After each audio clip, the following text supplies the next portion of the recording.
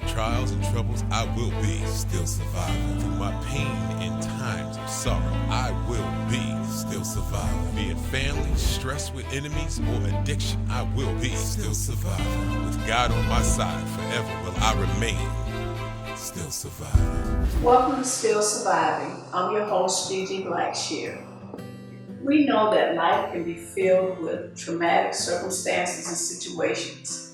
However, we also know that there are those circumstances and situations that can bring us to our knees. Things that are absolutely devastating and unthinkable. Our guest is going to share a story of a traumatic circumstance and situation, but also a story of empowerment. Please welcome to our show, Patricia Ward. Patricia, welcome to our show. In the midst of helping everyone else, I failed to help myself. Because their reaction is never as bad as we make it out to be in our mind. And I know that it is not for us to carry. I typically tell them the only thing you've got to change is everything. Let people know that there is a life after. A better you, a stronger you, you're going to see a fighter when you come out of the other side. A overcomer, a survivor, and a victor. To me, to myself, I am a conqueror. Still surviving. Please tell our audience, who is Patricia Ward and what is your survival story? Patricia Ward, I'm a mother of Curtis. He was murdered at 16, and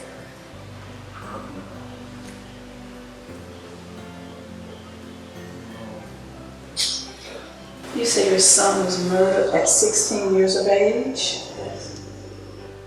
That had to be very, very traumatic. Can you tell us something about Curtis? Yes, Curtis was 16. He was very bright and very handsome. He had a beautiful smile. He loved to play some games. I was smoking cigarettes then, and he used to take the tobacco, the pepper, the twisted tobacco like a cigarette, and put tobacco in it. And so I would stop smoking. I don't Pepper smoke. in a cigarette. Yeah. So he just loved taking care of me. He always would lay on my lap and rub his head. He sucked his thumb, and he was just at 4 years old, the first day of Head Start. He came to me. He had a suit on, his little bow tie, and he tapped me, woke me up, and he was like, "Mom, I'm ready for school." At 4 years old. At 4 years old. At 4 years old. He never had like sick days, none of that. He was just very smart, didn't have to worry with his homework or nothing. He loved football. He played football for Rosemont. We lived in San Diego, California. San Diego. And he graduated. And he didn't get to see his diploma or his tassel. But there was a box under his bed, and I took it to his school, and the school principal called and said that Curtis had graduated. He got his tassel and his diploma and his hat, and I could come and get his stuff. What happened to your son? Can you tell us how he passed away? They said that he had drowned. He swam too far in the ocean. Okay. It was an accident. You ruled it an accidental, yeah. At 16 years old. That had to be so devastating for you. Yes. So tell us, how were you able to get through that? Through God, just through prayer, just holding on. I had just to keep praying. It was just hard. I'm still going day by day now, even getting through it. Because we had still birthdays, Christmas, holidays coming up. Halloween was his favorite. It was his favorite holiday. So still to this day, you still get through it. You still constantly always just still. Yeah. I have 2 sons, and I can't even imagine what that would feel like, the loss of a child. We know that that's not the natural progression of things. As parents, we expect that our children will outlive us. So when that doesn't happen, it has to be devastating for you and for your family members. So tell us, did you have a support system or someone to help you along the way? Well, with Curtis, because I guess the way he passed away, there was so many secrets and so much stuff covered up.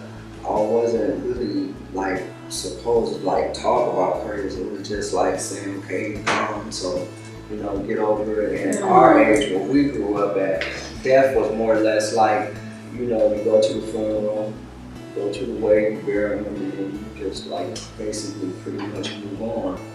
Even if you did have thoughts that something wasn't right, you're supposed to just go on. So I was just, man, my mom didn't talk for 7 years from now, Curtis. Oh my goodness. And I know that notion of just move on. People expect you to be able to just move on beyond it. Because I couldn't talk to my mom about my son. Right. I couldn't talk to her because I would still have to fight, with the police and the lifeguards and trying to find out justice for my son, what happened to him. So if I can't talk to you about my son, then I can't.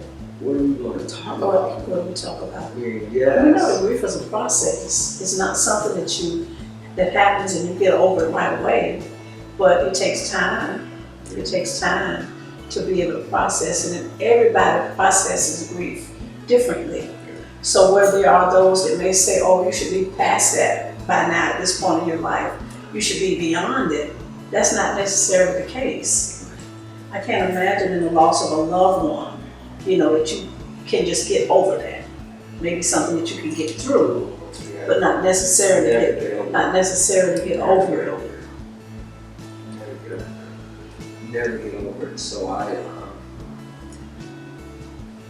that's when I see he gave me his tassel and his work hard, and I just promised him that I would never stop justice for him.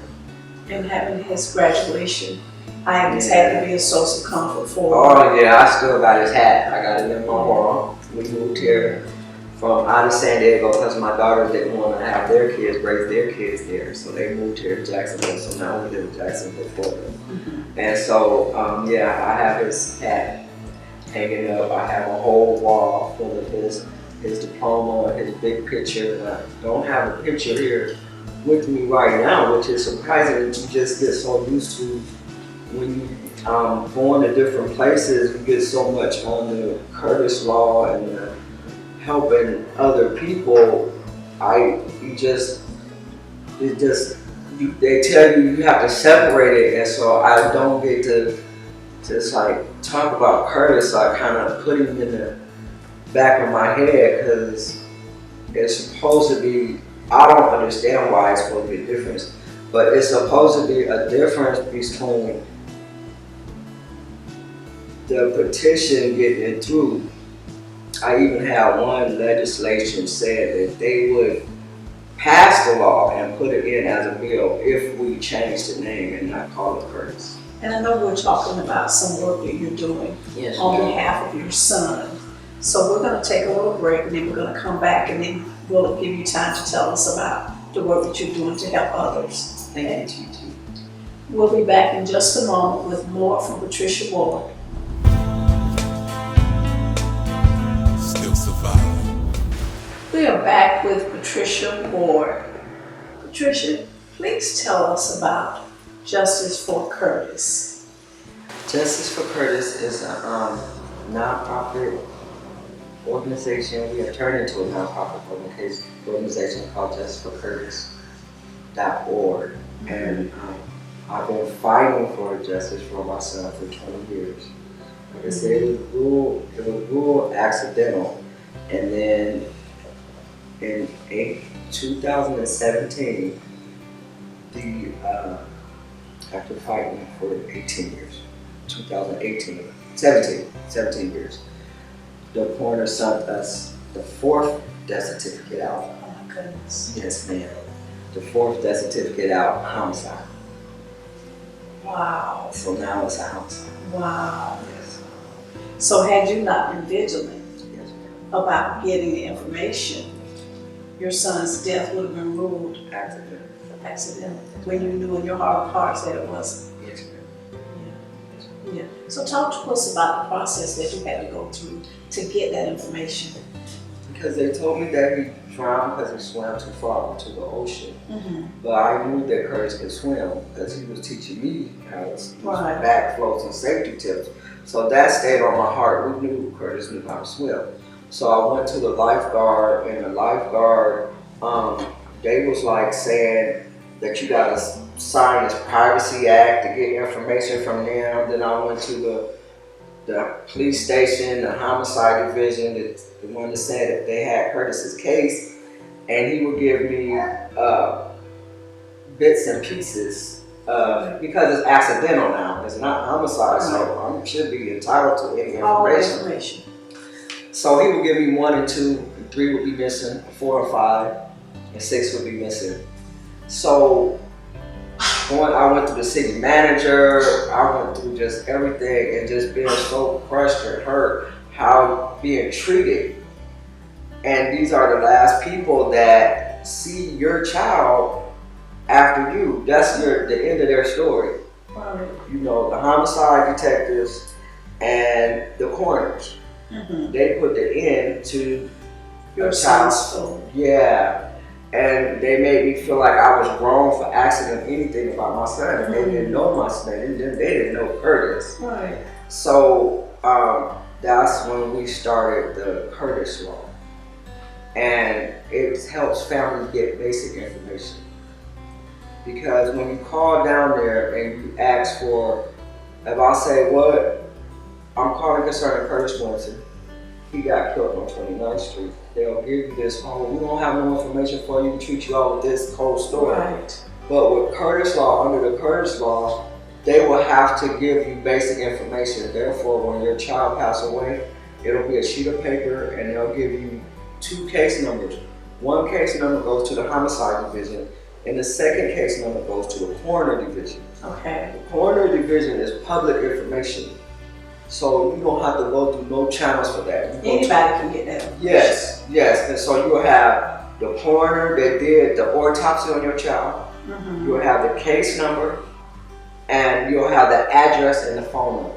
And you would think that as a mother of that child, because he was still a child, as a mother of that child, that you would just be privy to that information, that they should just readily give you that information because that was your child. But they didn't. They did not. They don't, and still to this day they don't. Mm. In a homicide investigation, we went to the police station and we asked them to give us a folder of what you give the homicide victims, their families. Right. And it's a folder with some documents and stuff, and a card, but it's nothing to do with the case None of number. the information that you that you're going to need, because after you go through the grieving, the shock of it, right. then you're going to want to know the who, what, when, and why. You're going to want some answers. Okay. And that little card that they gave you, you don't know what you're going to do with that card. Right. By the time you come off the floor or run through your house and going, you Through have the grieving process. Yeah, you have no idea what that little card went.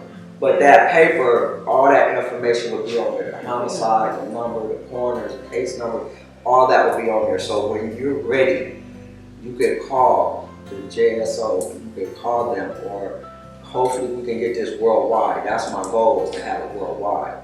And you could call the detective, the homicide division, wherever you live, and under the case number of your child, and they'll give you that information, the status of the case. And you're going to get more respect because they're going to know you know what you're talking about. You know, you have the You got a information. case number off the top. You know, Yeah. and your homicide detective change. Mm. It is amazing that you have been able to go through that grieving process and then take your grief and put it aside to be able to put in place the necessary things that will help somebody else that may be going through the exact same thing. It takes great courage to be able to do that, to be able to take your grief and then turn it into something good, into something that can help somebody else. So we really, really appreciate you sharing that information with our audience and sharing your story, because there's power in the story, because there are other mothers out there that have lost a child. that don't know what to do. They don't know where they're going to get that information from. They don't know what their next steps need to be.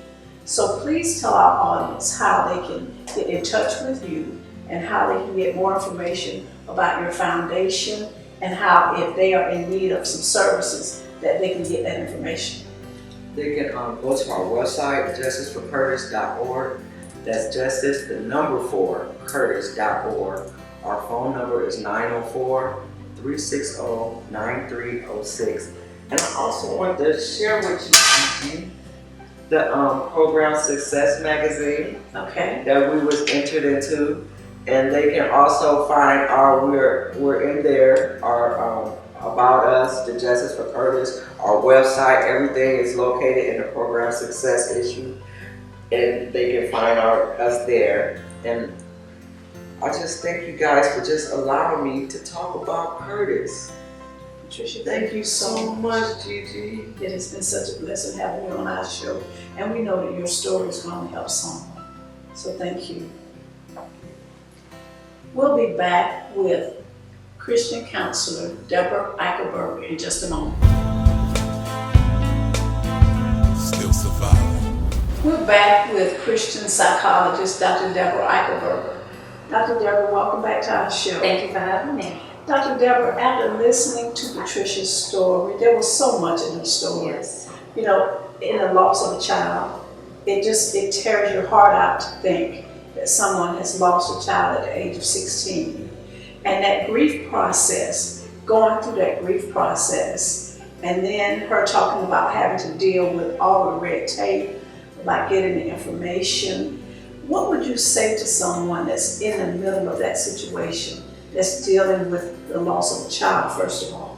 I think one of the points that Ms. Patricia brought out very strong is that she did not necessarily have a good support network around her. Mm-hmm. Anybody that has gone through anything traumatic, but especially when it's a major death of that magnitude, needs a support group. Like she rightfully said, you're in so much grief at that moment. You're not thinking about something as simple as putting gas in the car, making sure that a bill is paid, making sure that you eat. Yeah. Just something as simple as that can be forgotten as you are going through that situation.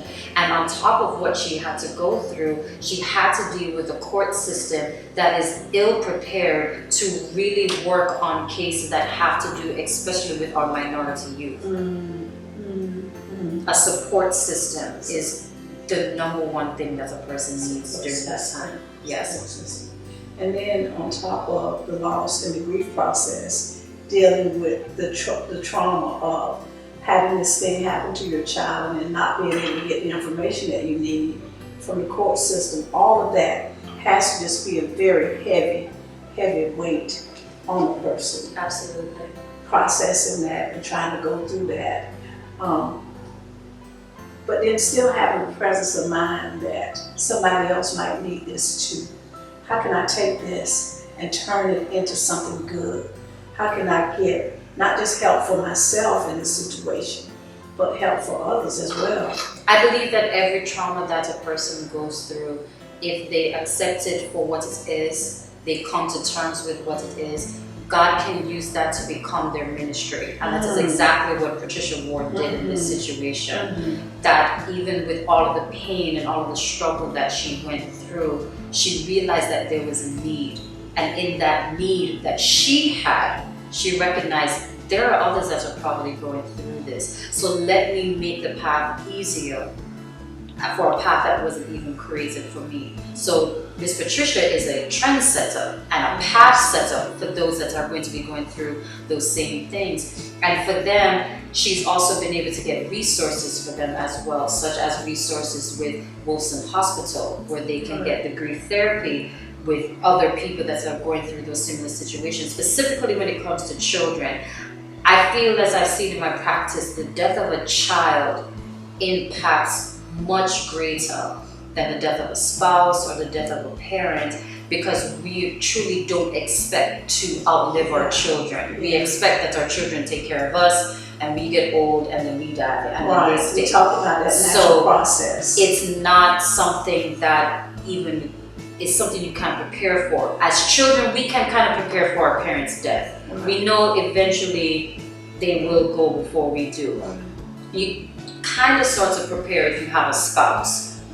Somebody's going to go, it's either me or it's you, but one of us will go, unless, God forbid, that we both go at the same time. But no one thinks my child is going to go before me. And that takes a special kind of therapy that people have to go through that type of trauma that one has. So, we talk about, we've had other guests on the show that have had loss of loved ones, and the grief process, and the thought process that we can just get over it. Yes. And we know that that's not the case. That grief is a process and it's different for every person. Absolutely. So keeping in mind that people that we come in contact with, especially when we know that they are hurting or grieving the loss of a loved one, that we be more compassionate. Absolutely. And that we offer them more empathy and allow them however much time they need in order to go through that process. Not try to rush that process for them. Absolutely. Or try to hurry them through the process. Absolutely. But that we allow that we be that support system for them in order that they can have the time and take the time that they need to try to go through that process. And the worst thing that you could ever say to someone who's grieving is, I know how you feel. You don't know. You don't know. You and I could both lose a child, and it's a completely different feeling, because a child who was 16 who died tragically is not the same as a child who was sick for a long time. It's not the same as an adult child. It's not the same as a baby. And even if both of us lost a 2-year-old on their birthday, we are not going to feel the same type of trauma. So the worst thing you could ever say to someone is, I know how you feel. The best thing to do is to just let them know, I'm here. However capacity that you need me to be. I'm sorry that this has happened to you, and I'm here for however you need me to be here for you. Because many times people don't want to hear it's going to be okay. We don't know if it's going to be okay, but you can let them know, I'm going to be here. No matter what happens, no matter how ugly it gets, I'm going to be here for you. And in that moment, you feel like it's never going to be okay. Absolutely. You don't feel like it's going to be okay. You can't see past that pain. And as we talked about in one of our episodes in previous seasons, is that there are the 5 stages of grief, and you could get all the way to stage 5 of acceptance, but you can go right back to stage 2 of anger. It's not saying once you've gone through those 5 stages, process, you're going to be okay. Yeah. No, you have something that happens and it just brings it back up, and you cry. Let them cry. Don't say, oh, you should have been over this already. No, because I know someone who lost their mother 31 years ago, and they still suffer when they think about her in certain situations. So it's never something, I believe you rightfully said, you don't get over it. You just get stronger to deal with it as you go forward. So instead of crying every day, you cry once a week. Then you get to once every 2 weeks. Then you get to once a month, once a year, any of those different things. But it's when you feel that though I am burdened and I'm in pain, I can still go on. And that's how you know you started that process of getting stronger and healing. Yes. Dr. Deborah, there's some additional resources that you could offer our audience that might help someone that's in the middle of that grieving process. Yes, so many churches and many counseling centers do have grief therapy groups. Those would be the ones that you would want to look at in your general area. Though we're here in Jacksonville, Florida, many major cities do have these services. So if you call 311 or 411 in your area and ask for those particular grief counseling services, they will be able to offer those for you. And the great thing is that now we have grief services that can be done online, through Skype and through telephone calls. So even if you can't physically make it to certain places, there are group therapy sessions for, especially for grief therapy, that you can do through various different means as well. Dr. Deborah, thank you so much for coming on our show and sharing those resources. We really appreciate that. Thank you for having me. If you or someone that you know is going through the grief process or dealing with the loss of a loved one, please take advantage of the services that Dr. Deborah suggested. And also keep in mind Patricia Ward's nonprofit organization, Justice for Curtis. Thank you so much for watching our show. Still surviving. Still surviving. Still surviving. Still surviving. Still surviving. Still surviving. Still surviving. Still surviving.